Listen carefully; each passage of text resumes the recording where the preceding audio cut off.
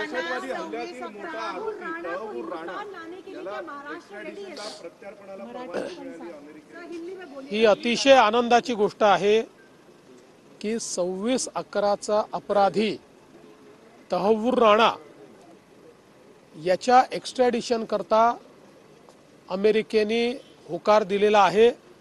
मी माननीय प्रधानमंत्री मोदीजींचे आभार मानतो की त्यांनी अमेरिका प्रशासनाला याकरता तयार केलं, कारण आपल्याला माहिती आहे मागच्या काळामध्ये आम्ही प्रयत्न करून ऑनलाईन साक्ष त्याची मिळवली, त्यामुळे पाकिस्तानचा हात याच्यामध्ये आपण दाखवू शकलो।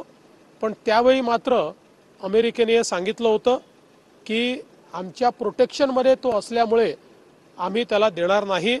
मात्र तो भारताचा अपराधी आहे आणि त्यामुळे भारताच्या लीगल आणि ज्युडिशियल सिस्टीमला अपराधी म्हणून तो उपलब्ध झाला पाहिजे आणि त्याला सजा देता आली पाहिजे, अशा प्रकारची आपली मागणी होती। माननीय प्रधानमंत्री मोदयांनी ती रेटली आणि तहव्वूर राणाच्या प्रत्यार्पणाला या ठिकाणी जी मान्यता मिळालेली आहे, मला असं वाटतं की आता फायनल जस्टिस 26/11ला आपल्याला या ठिकाणी मिळणार आहे। तहव्वूर राणा जो 26/11 के मुंबई के हमलों का एक प्रकार से प्लानिंग का मास्टरमाइंड रहा है, उसके एक्स्ट्रैडिशन को अमेरिका ने मान्यता दी है।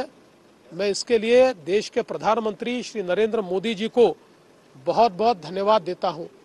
पिछले समय हम लोगों ने पीछे लग के अमेरिका से परमिशन लेकर ऑनलाइन तहव्वूर राणा की साक्ष्य की थी, जिसके कारण इस मामले में जो पाकिस्तान का हाथ था वो दुनिया के सामने आया। कोर्ट ने कन्विक्शन भी दिया, लेकिन हम सभी भारतवासी ये चाहते थे कि भारत के खिलाफ साजिश करने वाले, हम पर हमला करने वाले इस मास्टरमाइंड को भारत को सौंपा जाए, जिसके ऊपर अमेरिका तैयार नहीं थी। उनके प्रोटेक्शन में वो था, लेकिन प्रधानमंत्री जी की पहल पर तहव्वूर राणा को एक्स्ट्रैडिशन की परमिशन एक प्रकार से अमेरिका के राष्ट्रपति श्री ट्रंप इन्होंने दे दी है।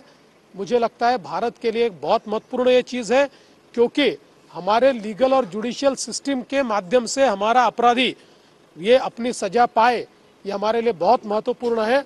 मैं इस घटना को बहुत महत्वपूर्ण घटना मानता हूँ। असं आहे की त्या ठिकाणी आमचंच ऑफिस होतं जेव्हा मी उपमुख्यमंत्री होतो, ती जागा त्यांच्याच करता होती, त्यामुळे ऑफिसेसचं रिअलाइनमेंट चाललेलं आहे। त्यामुळे त्याला बातमी बनवणं एवढं मोठी घटना ती नाही आहे। प्रत्येक गोष्टीची बातमी करू नका, सगळं चांगलं चाललंय, नीट आहे।